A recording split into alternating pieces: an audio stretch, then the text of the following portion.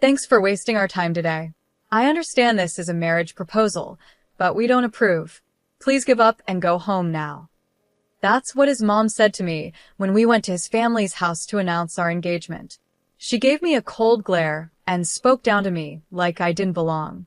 I knew from the start that his parents didn't like me, but I couldn't turn back. I took a deep breath, braced myself, and introduced myself anyway. My name is Cheryl. I'm 29 years old, and I work in the general affairs department of a manufacturing company. I've been dating my boyfriend, James, since last year. He's 4 years older than me, and we work in the same department. James has a gentle look, and his kindness shows whenever he smiles. That's what made me fall in love with him. We both live on our own, so we often spend time at each other's places and enjoy weekends together. We've built a happy relationship.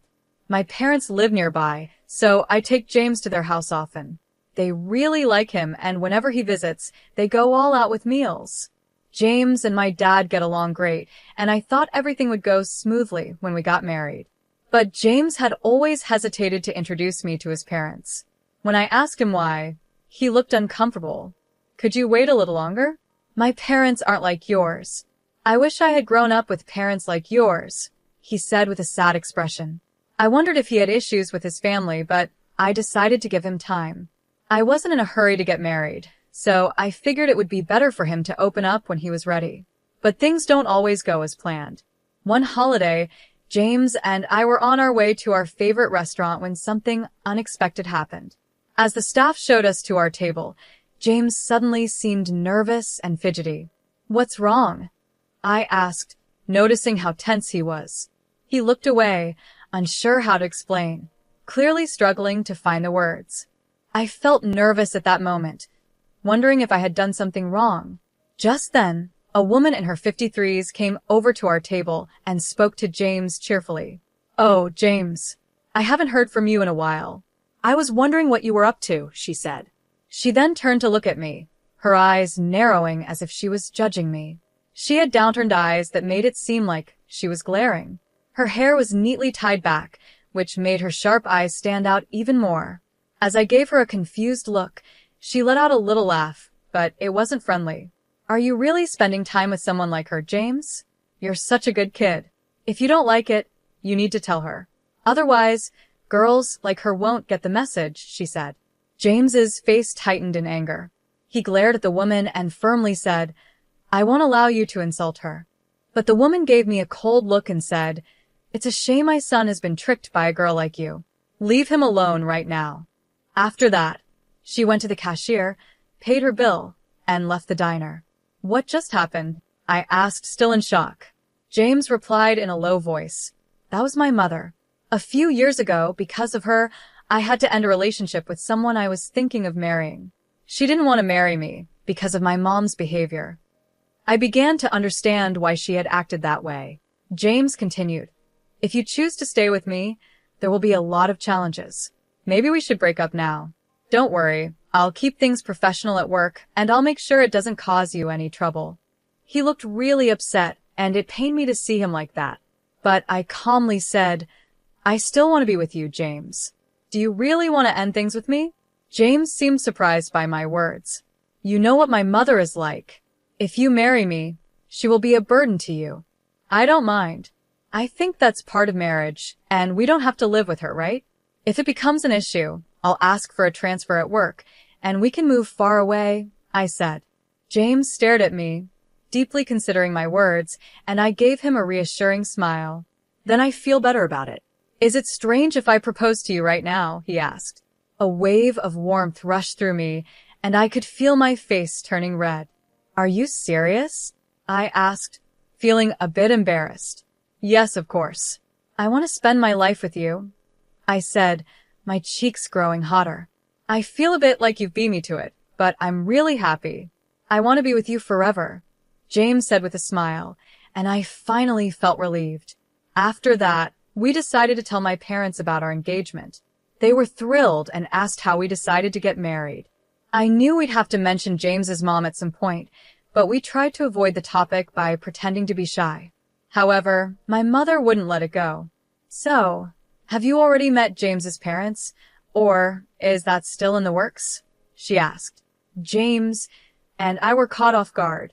No, I don't plan to tell my parents about the wedding, James said, causing my mom to gasp in surprise. Why not? She asked, shocked. Because I know they won't approve of our marriage, James explained. At that point, my father gave us a serious look. That's not acceptable. Marriage is the joining of two families. Your mother would be heartbroken if she found out you got married without her knowing. You both should at least meet with them once. If they still refuse, come talk to us and we'll support you. My dad's words were strong and comforting, but James still looked worried. I'm fine, I said with a smile, hoping to put him at ease. I thought that if we couldn't get past this challenge, we wouldn't be able to find real happiness together. Later, James told his parents that I would be coming to introduce myself. They didn't seem excited, but he was able to set up the meeting anyway. James's father was a CEO, and they lived in a big house with a large yard. When I stepped in, a big dog started barking. James smiled and petted the dog's chin, calming him down, and then the dog let me pet him too. While we were playing with the dog, the front door opened and his parents came out. His mother had a sharp look that made her seem intimidating, and his father looked just as stern as he stared down at me. Don't touch our dog. You're disgusting, were the first words his father said to me, without even a hello. He started scolding me right away, and I felt really uncomfortable. How dare you talk to her like that? If you keep acting like this, I won't hesitate to cut ties with you, James said firmly. His parents gave me angry looks but didn't say anything else unpleasant after that. They invited us into the house. As we walked in, I found it a little strange. Looking at James's face, you'd think he's a kind person because of his gentle eyes, but he didn't look anything like his father. His mother had upturned eyes, but he didn't take after her either. Sometimes traits skip a generation, or kids don't look like their parents at all, so I decided not to think too much about it. Once inside, as I was looking around, a middle-aged man in a suit appeared. Mr. Eric. Welcome home, young master, he said, bowing to greet James. He had a kind smile that was contagious, and I couldn't help but smile back. It's been a while, Mr. Eric, James said. You've grown up so much, young master, Mr. Eric replied, smiling warmly at James. It was the first time I saw James truly smile since we arrived. Then James introduced me to him. This is Mr. Eric, my father's right-hand man. Honestly, he's more like a father to me than my real dad. My father never paid much attention to me, so Mr. Eric was the one who took care of me. You're the boss's son. I was just doing my job, Mr. Eric said modestly. But you've always had a soft spot for me, haven't you? James added with a smile. I like you more than my father. James joked with a chuckle, his laugh making me smile for the first time in what felt like forever. As we were talking, his mother suddenly stormed in from the back of the house. Cheryl, what do you think you're doing? Get over here now, she yelled angrily. She shot a harsh look at Mr. Eric. What are you doing here, slacking off? How many times have I told you to stay away from Cheryl? I'll make sure my husband knows about this.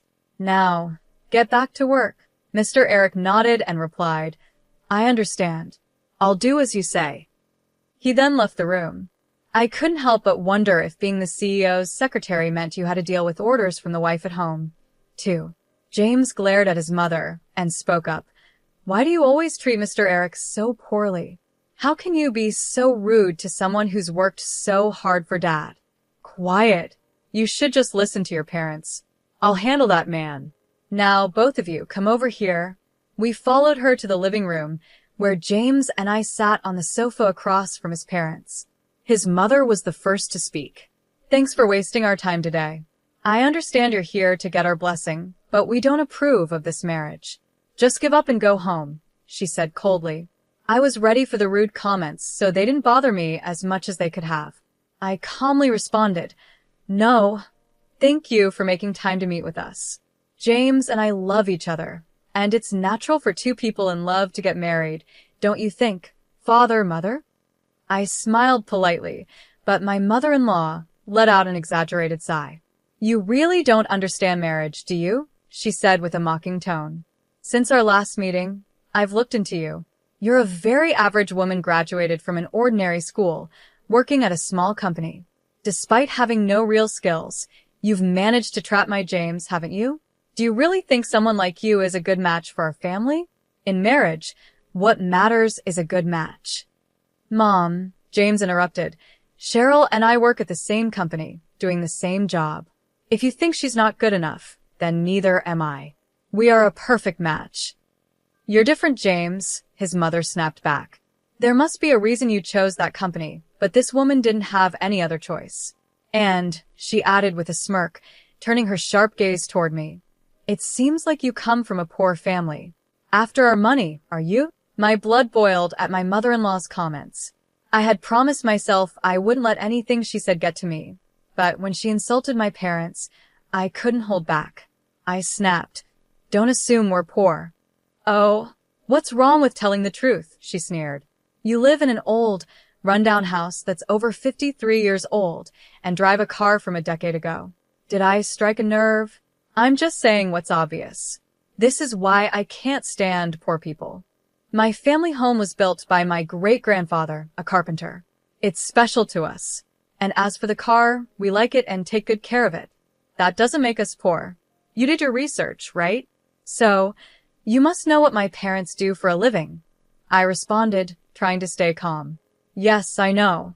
Your father is a university professor, and your mother is a high school teacher. They have respectable jobs, but there's still a big difference between our families, she replied. James is going to take over his father's business one day. Don't think for a second that the daughter of mere educators is good enough to marry my son. She laughed loudly, clearly enjoying herself. Just then, James stood up. His face, normally gentle, had turned into something I had never seen before, cold and furious. This is pointless. I'm cutting ties with you. I can't forgive you for insulting someone I care about. Cheryl, let's go. There's no reason to stay here anymore, he said, grabbing my hand as we left the house. I'm sorry, he said quietly as we walked away. I'll explain everything to your parents. Please don't say you won't marry me. I nodded, unable to speak. We went straight to my parents' house and told them what had happened. James had anticipated something like this might happen, so he had brought a voice recorder. Everything his mother said was recorded. After listening, my parents thought for a moment and then spoke. Yes, the way his mother talked was awful, but you two are giving up too easily. We'll help you come up with a plan. So keep preparing for the wedding, my father said. If you've both decided to marry, you don't need their approval. But it would still be better if you could get James's parents' blessing, my mother added calmly. Hearing their words gave us hope, and we nodded in agreement. We decided to leave the situation with James's parents to my family and focus on planning our future together. 2 months later, my parents called us and James and I visited my family home. When we arrived, we saw James's parents and Mr. Eric sitting around a small table. As we joined them, the room felt a bit crowded. I thought James's parents might make rude comments again, but they stayed quiet. My father was the one who filled us in on what had been discussed while we were away. James's parents looked into our family, so we decided to do some investigating as well. My father began. His parents married 32 years ago after his mother became pregnant. At that time, his father had just started his company. Mr. Eric, who was an ordinary employee back then, supported his father with dedication. As my father continued, James interrupted. That's all well known in our family. Mr. Eric started as a regular employee but was promoted to my father's personal assistant because of his hard work. My mother mostly raised me on her own while my father struggled to manage the company. It seems Mr. Eric supported not just my dad but my mom, too. My father nodded, acknowledging James's words. Then he said, Mr. Eric did indeed support your family with great dedication. Now, let me shift the conversation a bit. I'm a genetic researcher at the university. Genetically, children inherit half of their DNA from each parent. Even if a child looks very different from their parents, they still receive half of their genes from each one. James gave my father a puzzled look, and I was also confused about where he was going with this. My usually calm father had a serious expression as he addressed James's parents. Please listen carefully. I hired a detective to conduct a background check on your family. Your father works hard, and Mr. Eric has always been there to help. Your mother is fully devoted to housework. It's quite admirable. But when I looked at your family photos, something didn't add up. Neither of your parents have a widow's peak, but you, James, do. This trait is dominant, meaning a child with a widow's peak can only inherit it from a parent who also has one. And don't you think James looks quite a bit like Mr. Eric? Especially with the drooping eyes and widow's peak? That's why I called your parents here today to discuss this. As my father finished explaining, James looked at his parents and Mr. Eric in shock, unsure of what to say. I am a French teacher, just like my mother, and I'm good at French. I never noticed anything different about their foreheads, and even if I did, I'm no expert in genetics. After a long silence, James's father finally spoke.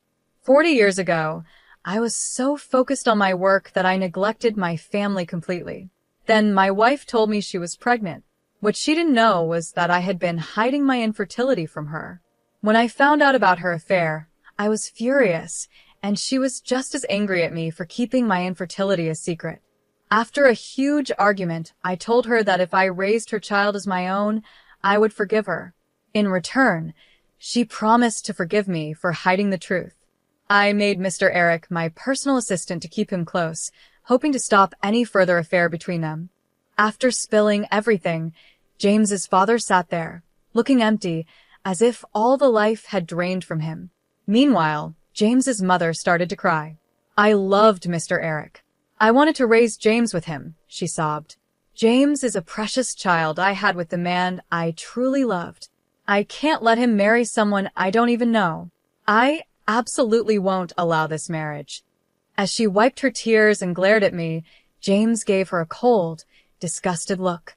I've always known, Dad, that you never truly loved me, and I've felt Mom's strange obsession with me for years. I even wish sometimes that Mr. Eric was my real father. But now, hearing all of this, you three are disgusting. Mom, I don't want to see you as my parents anymore. Even if Mr. Eric is my biological father, I won't acknowledge him either. I won't forgive any of you. I'm cutting ties with all of you and marrying into Cheryl's family, James said firmly. At his words, his mother jumped up, clinging to him, crying. No, James, you can't. You're mine. I won't let you go, especially not to some common girl. We can live together. I'll allow your marriage, but don't say you're leaving us. As she grabbed onto James's arm, I swatted her hand away. Ma'am, please stop. James is clearly uncomfortable. Do you even realize how much pain you've caused him? Probably not, because all you care about is yourself. If you had just betrayed your husband to be with Mr. Eric, that's one thing, but you've continued to deceive James and hurt him for years. I didn't want to say anything at first, because it's a matter between you three, but I can't just sit here and let you ruin James's happiness. Why don't you put his happiness first? If you don't like me, that's fine, but if you're only trying to control him, you're failing as a mother. From now on, I'll make James happy, so please don't stand in our way. After I said that, his mother started crying again, calling me cruel, but Mr. Eric was there to comfort her. We decided to talk about the future later. A few days later, James's parents officially apologized to us and my parents. They finally accepted our marriage, and James and I turned in our marriage certificate. James moved into my house, and we started our life together. In the end, James's father couldn't forgive his wife's affair. Even though it was too late to ask for compensation, they divorced and split their assets. Mr. Eric also resigned and moved far away with James's mother. Her luxurious life came to an end, and she was forced to live the kind of life she always looked down on. She sometimes sends letters asking James for money, but he ignores them. He has cut all ties with his father since they aren't biologically related, and he has no intention of becoming Mr. Eric's adopted son. Legally, he's still his father's son, but they seem to have accepted that. After Mr. Eric resigned and James's mother was no longer around to support him, the performance of James's father's company dropped. He stepped down, and no one knows where he went after that. A year after marrying James, I noticed that his parent house was up for sale. We had a small wedding ceremony. given the complicated family issues, and only invited close family and relatives. Even so, it was a special day, and I was happy with how it turned out. Now, we have been blessed with a beautiful daughter, and I've quit my job to focus on raising her. My parents visit occasionally to help take care of her, which is a big help. James and I are committed to supporting each other and raising our daughter with love.